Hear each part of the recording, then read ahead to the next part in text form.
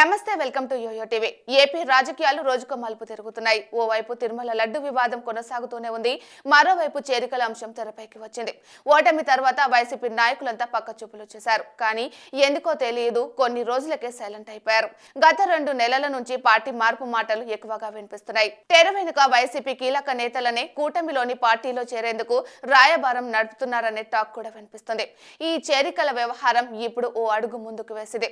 Party మారాలనుకుంటున్న నాయకులు రాజీనామాలు చేస్తున్నారు. అయితే అవతల పార్టీ గ్రీన్ సిగ్నల్ ఇచ్చాకే వైసీపీకి రాజీనామా చేస్తున్నట్లు తెలుస్తుంది.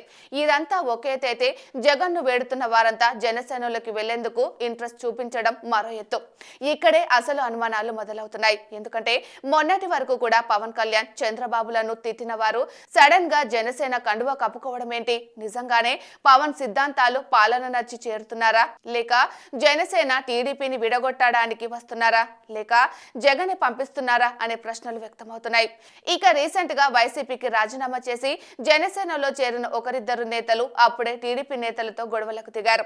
బాలినేని టీడీపీ ఎమ్మెల్యే దామచర్ల మధ్య మాటల యుద్ధం మొదలైంది. గతంలో టీడీపీతో వైరం ఉన్న నేతలే ఇప్పుడు జనసేనలో చేరుతుండటంతో రాబోయే రోజుల్లో కూటమి చీలడం ఖాయమని అభిప్రాయపడుతున్నారు. అంతేకాదు గతంలో జగన్ వేసిన ప్లాన్ ను గుర్తు చేసుకుంటున్నారు. 2014, 2019 మధ్య కాలంలో జగన్ తన పార్టీలోని కొందరు నేతలను టీడీపీలోకి పంపారు. వారి ద్వారా కీలక విషయాలు తెలుసుకొని అలర్ట్ అయ్యారు. 2019 ఎన్నికల తర్వాత ఆయా నేతలంతా జగన్ గూటికి చేరుకున్న విషయం తెలిసిందే. ఇప్పుడు కూడా అలాగే జనసేనలోకి నేతలను పంపించి అక్కడ జరుగుతుంది తెలుసుకొని అలర్ట్ కాబోతున్నారా అని అంతా అనుకుంటున్నారు. ఇదిలా ఉంటే జనసేన నేతల్లో మరికొన్ని ప్రశ్నలు మొదలయ్యాయి. గత ఎన్నికల్లో జగన్ ను గద్దెదించేందుకు కూటమితో పొత్తు పెట్టుకొని టికెట్స్ త్యాగం చేసి సొంత పార్టీ నేతలకు మొండి చేయి చూపించారు. ఇప్పుడు వైసీపీ నేతలను చేరుకొని మరోసారి వారికే టికెట్ కేటాయిస్తారా అని వారంతా మాట్లాడుకుంటున్నారు.